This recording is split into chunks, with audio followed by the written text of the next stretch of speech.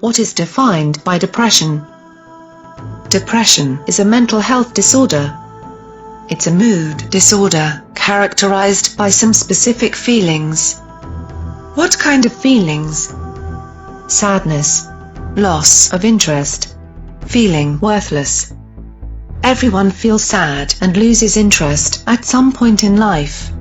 Does it mean that we all have the major depressive disorder? Of course not. Then what defines depression? It's the persistence that defines whether it's a mental disorder. Normally sadness and loss of interest won't last forever. They would stay for a while and then disappear. But when sadness persistently lasts for weeks or months, then it's called depression. Do you know that depression has now become the leading cause of illness in the world? How come a natural feeling that everyone has suddenly become a leading cause of illness in this century? Keeping this question in mind, let's continue. As depression has become a big challenge for our generation, today everyone wants to know, how did this happen? Today everyone is trying to understand the problem from their perspective. Consequently, they are coming up with answers in languages they know. Those who psychologically approach the problem would say that depression is a direct result of psychological trauma. According to them, trauma is the result of unbearable extreme emotional stress. In their point of view, events such as abuse, conflict, death, loss, and so forth, are the triggers of trauma. In simple terms, traumatic events cause unbearable stress and inner pain. This stress and pain would eventually lead to depression. So, how would a psychologist treat depression? In psychotherapy, treating depression means easing the underlying pain in the patient's heart. Of course, this approach works to some extent. But at some stage, they would just hit a brick wall. When that happens, they won't get past that stage.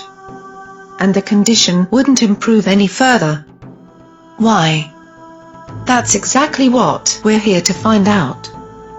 But before that, let's take a look at another approach. How is depression approached in the medical point of view?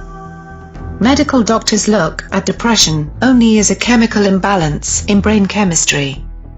That's all they see in this, and they have a different list of causes that they think would trigger depression. What's that list about?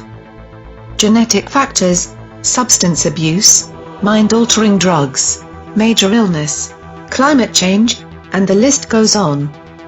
Is this true? Of course there is some truth here. There is some connection between mental disorders and the chemical imbalance in brain chemistry. But this doesn't prove that the chemistry is the cause. It could be the chemical imbalance that's causing mental disorders, or vice versa. Nobody knows for sure which causes which. What does this mean? It means the underlying cause is yet to be proven. So far, it's merely an assumption.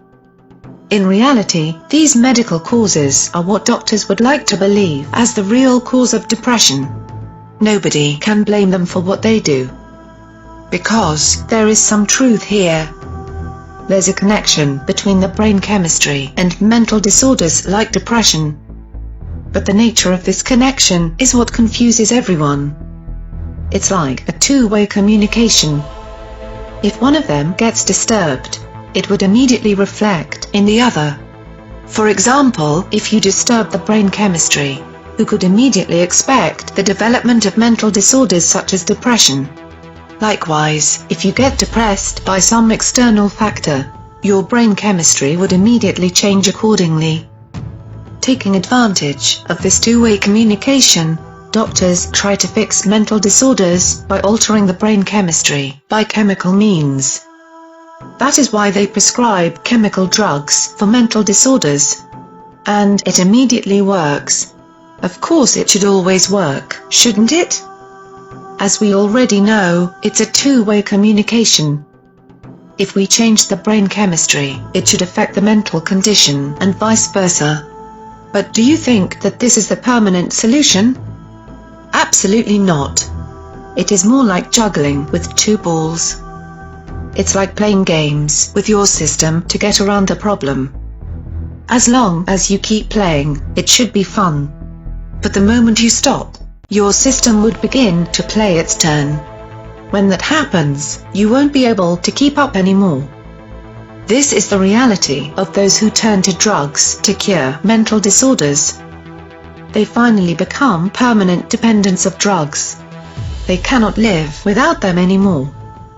This approach is useful for those who want to keep it together until they find a solution. But clearly, this is not a permanent solution. But this doesn't mean that these approaches are useless. Of course they help in many situations. But there are a few pieces of the puzzle still missing. That's what this is all about. Those missing pieces are the reason why we still couldn't come up with a permanent solution. Those missing pieces are the underlying causes of depression, anxiety and so forth. We're here to find the missing pieces and complete the puzzle. But before that, we must look into one more challenge. Then we can start connecting the dots. For now, let's summarize what we've learned so far before going any further. The truth is much simpler than what we think. Brain chemical imbalance is not the root cause of depression, nor the depression is the root cause of the chemical imbalance. They are merely symptoms of some other factors. Brain chemistry could lose its balance by many factors. It could be a mental disorder. It could be an exposure to chemicals such as drug abuse.